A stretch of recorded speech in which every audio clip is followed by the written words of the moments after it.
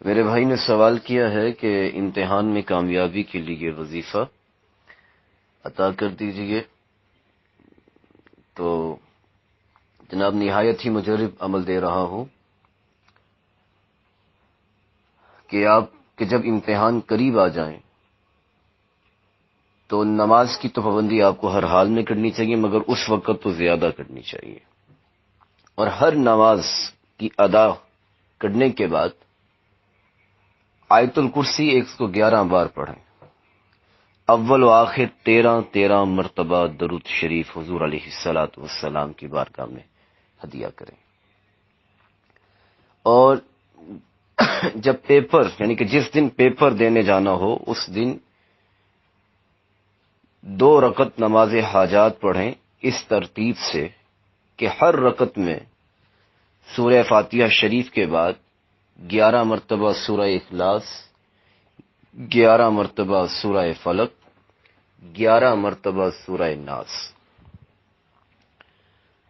اور بعد السلام اگر آپ 4 پڑھنا چاہیں 6 پڑھنا چاہیں تو آپ کی مرضی ہے، جتنی پڑھ سکیں اتنی پڑھنی چاہیے.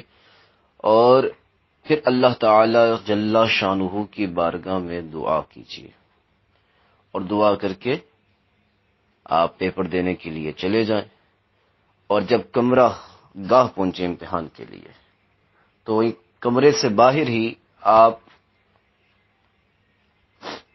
یہ پڑھ لیجئے قاف ح یا عین صاد، قاف ح یا عین صاد. یہ پڑھیں گے تو پہلے سیدھے ہاتھ کی قاف پڑھیں تو ایک انگلی بند کر لیں. یہ دیکھیے جیسے قاف ح یا عین صاد، یہ مٹھی بند ہو گئی. پھر یہ والی ہاتھ سے قاف ح یا عین صاد، یعنی کہ اچھا ریکارڈنگ بھی انگوٹھا جو ہے یہاں سے یہ دیکھیں انگوٹھا اس کو بند کرنے پہ قاف، پھر اس کے ساتھ والی انگلی ح، پھر ساتھ والی یا، پھر اس کے ساتھ والی عین، پھر یہ چھنگلی انگلی صاد.